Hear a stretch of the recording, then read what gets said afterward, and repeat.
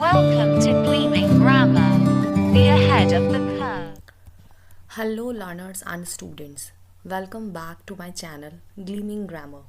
I hope you must be doing great. मैं आशा करती हूँ कि आप सभी बहुत ही अच्छे होंगे. If you are visiting my channel first time, so I request you to kindly subscribe, like and share my channel. Dear students, I hope that you must be burning midnight oil as your board examinations are around the corner. So, just to give some help or to aid your preparation, in this video I'm going to share some important do's and don'ts which you should follow without fail while attempting the questions in board examination. तो मैं आपको यहाँ पे कुछ important dos and don'ts बताऊँगी जो आपको follow करने चाहिए while you will be attempting your questions in board examination. So let's get started without wasting much time. So firstly we will talk about do's. ऐसी कौन कौन सी चीज़ें हैं जो आपको एग्जामिनेशन में करनी चाहिए that will help you to score good marks. So the first is use catchy vocabulary. I emphasize a lot on the word power. Being a student, you might not understand the power of the catchy vocabulary, but I understand it pretty well. अगर आप अच्छे idioms phrases का use करेंगे while writing your answers, I am telling you this is the only thing by which you can create a great difference, right? Next is start the next answer from the new page if 4 or 5 lines are left. I am not saying कि आप हर answer अपना new page से start करिए, understand it, all right. मैं आपको बताना चाह रही हूँ कि फॉर एन एग्जाम्पल आपने लेटर अटैम्प्ट किया and only 4 to 5 or 6 lines are left and the next thing which you are going to attempt is analytical paragraph. तो rather than starting writing that analytical paragraph from the same page, उस page से start करने की बजाय आप analytical paragraph अपना next page से start करिए, ऑल राइट. और अगर आप कोई दूसरा सेक्शन स्टार्ट करने वाले हैं, फॉर एन एग्जाम्पल आपका section A reading section finish हो गया, now you are gonna start section B grammar and writing, और आपके पेजेस पे आपका जो पेज है जिस पे आप वर्क कर रहे हैं उस पे 4 to 5 लाइन्स बची हैं, तो it's better to start the another section from a new page, but don't start every question from a new page, right. That will not be logical. Next is mention the bullet points. Now you tell me, जब से आप ये video देख रहे हैं आप में से कितनों ने ये जो पॉइंट्स मैंने यहाँ पे मेंशन किए हुए हैं, it means how many do's and how many don'ts I have mentioned in this slide, और हैव यू काउंटेड? मुझे नहीं लगता अभी तक किसी ने भी काउंट करे होंगे. So that's what I am mean. आपको बुलेट पॉइंट्स मेंशन करने हैं instead of numbers, because we distract the evaluator. जब हम नंबर्स मेंशन करते हैं तो हम क्लियरली अपने पॉइंट्स को खुद ही मेंशन करके बता देते हैं कि okay like I have mention 8 points, I have mention 10 points, और एक माइंडसेट हो जाता है इवैल्यूएटर का एंड अकॉर्डिंगली ही और she will give you the marks. तो no need to mention the numbers until it is asked. अगर आपसे क्वेश्चन में डायरेक्टली पूछा गया है कि mention 5 advantages of so and so, right the 2 reasons, तो 2 रीजन्स आप 1 और 2 करके लिख दीजिए, that's okay because it is specifically mention in the question. But अगर क्वेश्चन में आपसे स्पेसिफिकली नंबर नहीं बोला गया है, राइट, तो no need to mention your headings in numbers. आप बुलेट पॉइंट्स का यूज़ करिए, that will definitely help you in fetching good marks. Next and very important, read the questions attentively. बहुत सारे ऐसे स्टूडेंट्स होते हैं और ये तब होता है उनके साथ जब उनको क्वेश्चन में कोई भी एक ऐसा कीवर्ड मिल जाता है जिनकी उन्होंने प्रैक्टिस करी होती है. सो बिकॉज ऑफ एक्साइटमेंट वो क्या करते हैं कि क्वेश्चन को पूरा रीड ही नहीं करते, इतने एक्साइटेड हो जाते हैं कीवर्ड्स देख के कि ये तो मुझे आता है, over confidence.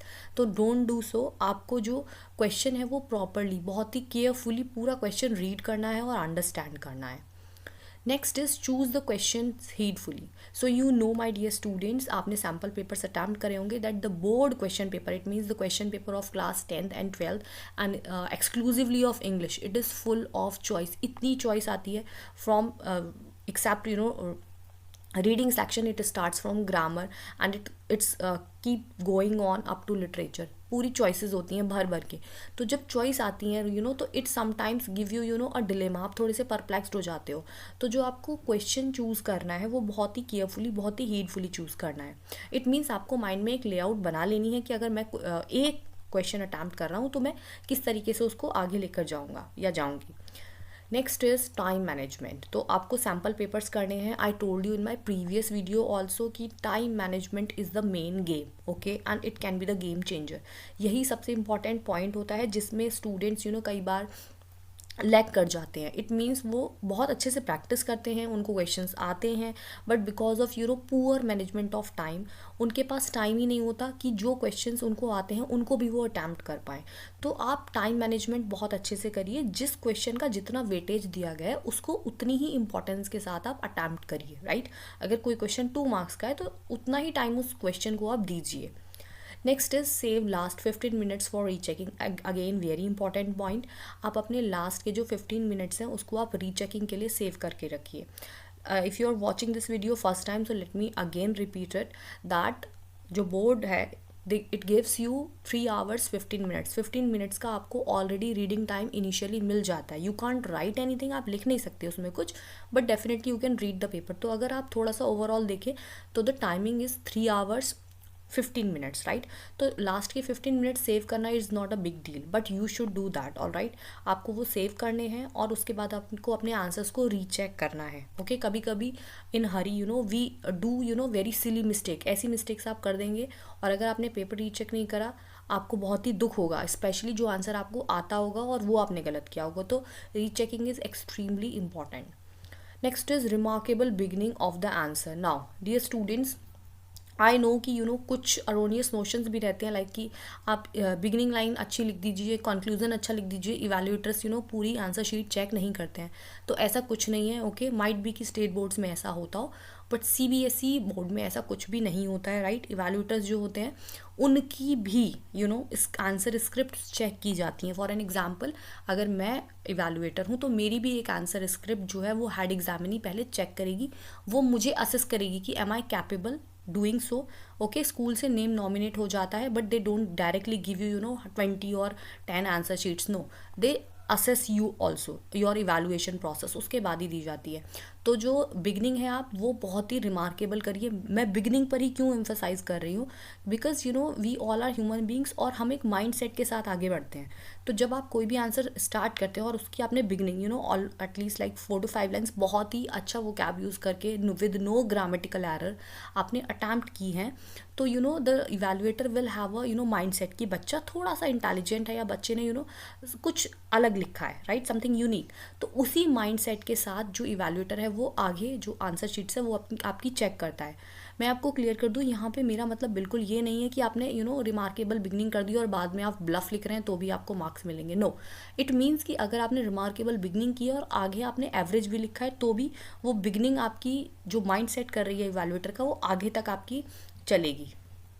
I hope you understood कि कौन कौन से डूज हैं, कौन कौन सी ऐसी एक्टिविटीज़ हैं जो आपको एग्जामिनेशन में करनी चाहिए। Now I am going to explain that which are the big don'ts जो आपको बिल्कुल नहीं करनी है एग्जामिनेशन में। So the first point is don't exceed the word limit. Being a student of language, अभी तक आपने प्रैक्टिस सेट भी किए होंगे और आपको पता चल चुका होगा कि राइटिंग सेक्शन में प्लस लिटरेचर में बोल्ड में हाईलाइट करके वर्ड लिमिट हर क्वेश्चन की अगेंस्ट इट दी होती है। बट स्टिल कुछ स्टूडेंट्स को लगता है कि अगर हम वर्ड लिमिट को एक्सीड कर देंगे, ज़्यादा लिखेंगे तो हमें ज़्यादा मार्क्स मिलेंगे। No, it's not like that. Even अगर आप बहुत ज़्यादा लिखोगे तो आपके मार्क्स डिडक्ट भी हो सकते हैं, राइट, क्योंकि जो इवैल्यूएटर्स हैं वो आपको जो मार्क्स हैं वो टोटल नहीं देते, राइट, उनको वो मार्क्स डिवाइड करके लिखने होते हैं। फॉर एन एग्जाम्पल 1 मार्क आपका फॉर्मेट का हो गया, if the question carries 5 marks तो उनको वो डिवाइड करके देने होंगे, like 1 marks format, then 2 marks for content and then 2 marks for relevancy and accuracy. So इस तरीके से मार्क्स दिए जाते हैं। डोंट अटैम्प्ट एक्स्ट्रा क्वेश्चन और एनी क्वेश्चन ट्वाइस। ये बहुत ही एक सिली मिस्टेक है और मोस्टली स्टूडेंट्स करते हैं बिकॉज दे फील कि कभी कभी हम ज़्यादा स्मार्ट हैं, बट ऐसा कुछ नहीं है। अगर आपने अपनी बोर्ड कॉपीज़ या फिर आपने प्री बोर्ड कॉपीज़ को अच्छे से ऑब्जर्व किया होगा तो यू मस्ट हैव सीन कि जो उसका फर्स्ट पेपर होता है, it means after entering the second page, basically first page तो आपका एंट्री का होता है तो अबाउट योर डिटेल्स, तो जो सेकेंड पेज होता है that is about number of questions, उस पर नंबर ऑफ क्वेश्चंस मेंशन होते हैं, right, and all the evaluators mention the number, यानी कि आपने क्वेश्चन नंबर 1 में कितना स्कोर किया, किसी भी पेज पे आपने क्वेश्चन नंबर 1 अटैम्प्ट किया है वो वहाँ देखेंगे आपकी कॉपी में, और जो आपका सेकंड पेज है वहाँ पर वापस से राइट करते हैं कि लाइक क्वेश्चन नंबर 1 में आपने 10 आउट ऑफ 10 अचीव किया, तो दे विल राइट देयर 10। अब आपने कोई क्वेश्चन अगर ट्वाइस अटैम्प्ट कर दिया है तो आपको क्या लगता है कि इवैल्यूएटर उसको कैच नहीं कर पाएगा? 110% वो आपका इमीडिएटली कैच हो जाता है। तो इस तरीके से आपने क्या किया, you just wasted your time, उसके अलावा आपने कुछ नहीं करा। सेकेंडली, जब आप कोई क्वेश्चन एक्स्ट्रा क्वेश्चन अटैम्प्ट कर देते हो तो अगेन इवैल्यूएटर उसको बिल्कुल भी टाइम नहीं देता है, दे immediately cut it. Okay, for an example मैं आपको एक एग्जाम्पल देती हूँ कि क्वेश्चन नंबर 3 में आपको लेटर्स दिए हुए हैं, आपने एक लेटर टू एडिटर अटैम्प्ट किया, सेकंड आपने डिमांड लेटर अटैम्प्ट किया बिल्कुल लास्ट में, क्योंकि आपके पास एक्स्ट्रा टाइम था। तो आपका जब एक बार ऑलरेडी आंसर नंबर 3 इवैल्यूएट हो चुका है, असेस हो चुका है, और लास्ट में इवैल्यूएटर ने देखा कि आपने एक और आंसर अटैम्प्ट किया हुआ है क्वेश्चन नंबर 3 का, जो कि चॉइस में गिवन था, तो वो कुछ नहीं करेगा without wasting a single minute, वो इवैल्यूएटर उसको कट कर देता है। So this is the thing. तो don't indulge wasting your time, ना ही कोई क्वेश्चन आपको 2 बार करना है और ना ही कोई भी एक्स्ट्रा क्वेश्चन अटैम्प्ट करना है। Okay, be stick to the rules and regulations. Don't write numbers. तो ये अगेन मैंने अभी आपको बताया था कि it's better to write the bullets, okay, to mention the bullets instead of mentioning the numbers. Next is don't skip the pages unnecessarily. कुछ students होते हैं एंड समटाइम्स अडल्ट ऑल्सो, जो आपको एडवाइस करेंगे कि आप ज़्यादा पेजेस भरिए, ज़्यादा पेजेस भरेंगे तो ज़्यादा मार्क्स मिलेंगे। बोर्ड में ऐसा होता है कि जिसकी कॉपी ज़्यादा भरी हुई होती है तो इवैल्यूएटर्स उनको ज़्यादा मार्क्स देते हैं।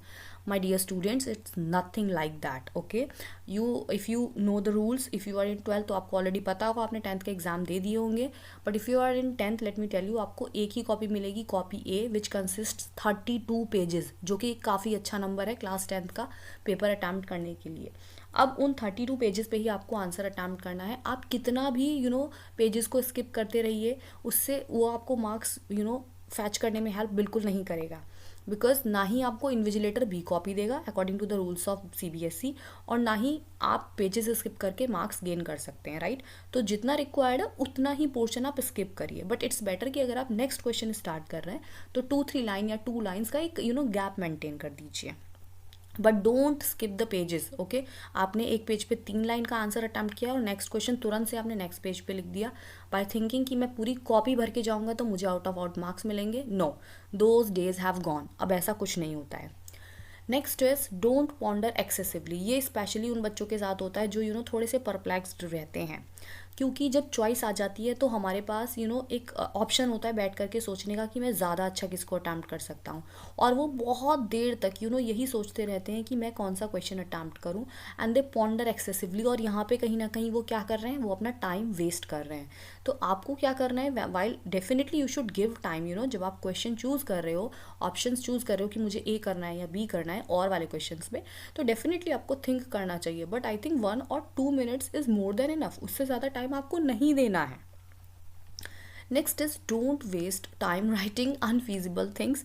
This is very practical. पहले मुझे भी ऐसा लगता था कि no, being the student of 21st century, बच्चे ऐसा बिल्कुल भी नहीं लिखेंगे कि please ma'am please give me marks, otherwise this will happen, मेरे दादाजी बहुत बीमार थे, that's why I was unable to study. तो बच्चे ऐसा भी लिखते हैं। Yes my dear students, 21st century के स्टूडेंट्स अभी भी बोर्ड की आंसर शीट्स में ऐसे ऐसे स्टेटमेंट्स लिख कर जाते हैं कि प्लीज़ मुझे मार्क्स दे दीजिए। तो मैं आपको बताऊं कि इवैल्यूएटर के हाथ में कुछ भी नहीं होता है, राइट। आप कितना भी उनको लिखिए, मेंशन करिए और कोशिश करिए कि आपको पिटी मिलेगी, आपको सिंपैथी मिलेगी उनसे, बट वो दे आर बाउंड, वो आपको नहीं दे सकते। क्यों? उसका रीज़न ये है कि अगर फॉर एन एग्जाम्पल मैंने 20 कॉपीज़ चेक करी हैं, तो I have to recheck also 20 copies of my partner evaluator. Okay, generally pairs बना दिए जाते हैं, तो अगर मैं 20 कॉपीज़ को चेक कर रही हूँ तो मुझे 20 कॉपीज़ रीचेक भी करनी है। अब अगर मैं किसी की कॉपी रीचेक कर रही हूँ, उसने अननेसेसरी मार्क्स दिए हुए हैं, तो डेफिनेटली मुझे वो रिपोर्ट करना होगा to my head examinee. Okay, जो भी वहाँ का हेड एग्जामिनी है, मुझे उसको रिपोर्ट करना होगा ये। तो इवैल्यूएटर अपनी गर्दन बिल्कुल भी नहीं फंसाते हैं यहाँ पे। उसका रीज़न ये है कि evaluators get money also for that. तो ये बहुत ही सिंसियर जॉब होती है, राइट, जब इवैल्यूएशन ऑफ बोर्ड, और जिसमें बिल्कुल भी नेग्लिजेंस बर्दाश्त नहीं किया जाता है। तो बिल्कुल भी आप कुछ भी ऐसा अनफीजिबल मत लिखिए, या आप इससे अच्छा है कि आप एक पेज का एप्लीकेशन लिख रहे हैं या एक नोट लिख रहे हैं, उससे बेटर है कि आप कोई क्वेश्चन अटैम्प्ट करिए, हो सकता है उससे आपको ज़रूर मार्क्स मिल जाएँ। Last but not the least, don't forget to follow the format in writing section. मैं इस पॉइंट को काफ़ी ज़्यादा एम्फसाइज करती हूँ बार बार, क्योंकि मैंने देखा है कि जब मैंने आपको बताया कि मार्क्स जो है वो हम डिवीज़न में देते हैं डायरेक्टली, लाइक अगर 5 मार्क्स का लेटर है तो मैं डायरेक्ट 5 मार्क्स नहीं दे सकती, राइट। मुझे सेग्रीगेट करके बताना होगा कि मैंने कॉन्टेंट पे कितने मार्क्स दिए, मैंने एक्यूरेसी के लिए कितने मार्क्स दिए। उसी में 1 मार्क होता है राइटिंग सेक्शन में आपका फॉर्मेट का, which is free. Let me tell you, it's just like free lunch. तो आप फॉर्मेट फॉलो करिए, स्पेशली लेटर में, जो कि आपको सीधा सीधा 1 मार्क देगा। So I hope students you must have understood कि आपको कौन कौन सी मिस्टेक्स हैं जो नहीं करनी है, and what are the good tips which you should follow while attempting the answers. So thank you so much. If you have liked the video or learned something from this video, so kindly click on the icon or logo of my channel, subscribe it, share the link with your kids and kins, and keep learning and learning. Thank you.